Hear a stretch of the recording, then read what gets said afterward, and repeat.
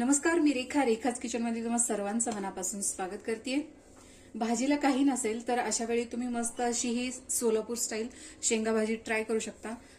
खायला खूप टेस्टी, बनवायला तर अगदी सोपी, झटपट 5 मिनिटात तयार होणारी ही भाजी। यासाठी आपल्याला साहित्य काय लागणार आहे, कशा पद्धतीने बनवायचं आहे, चला तर मग बघून घेऊया। यासाठी आपल्याला लागणार आहे शेंगदाण्याचं कूट।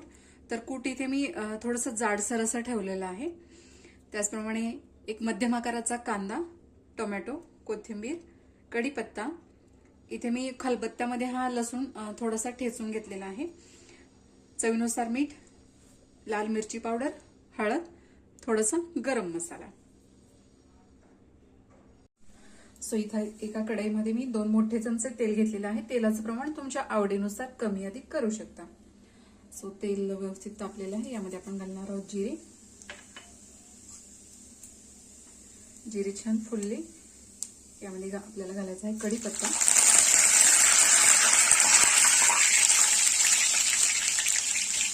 त्याचप्रमाणे घातलेलं लसूण,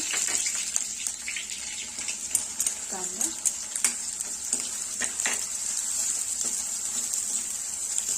कांदा थोडासा ट्रान्सपरंट होईपर्यंत आपल्याला हा परतून घ्यायचा आहे। कांदा छान ट्रान्सपरंट झालेला आहे, यामध्ये आपण घालणार आहोत टोमॅटो।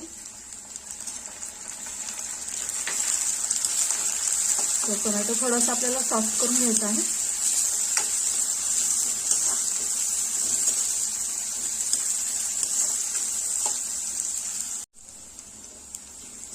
टोमॅटो देखील इथे छान असं सॉफ्ट झालेला आहे, तुम्ही बघू शकता इथे।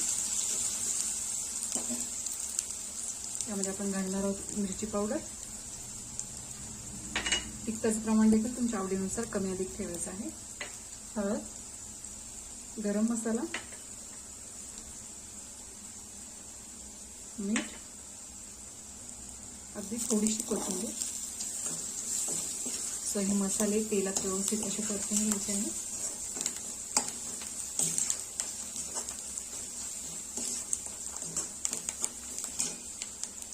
तर यामध्ये मी घालणार आहे 1 वाटीभर पाणी। पाण्याला छान उकळी आल्यानंतर आपण इथे शेंगदाण्याचं कूट यामध्ये ऍड करणार आहोत।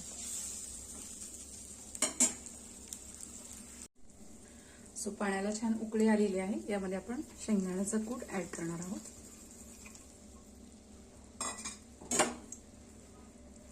व्यवस्थित असं मिक्स करून घ्यायचंय।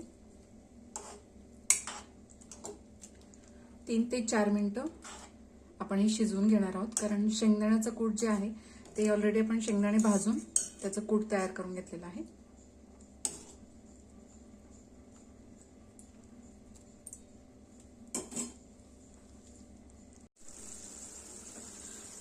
तर साधारण 3 ते 4 मिनिटं झालेली आहेत, तुम्ही बघू शकता इथे भाजीला मस्त असं तेल सुटलेलं आहे।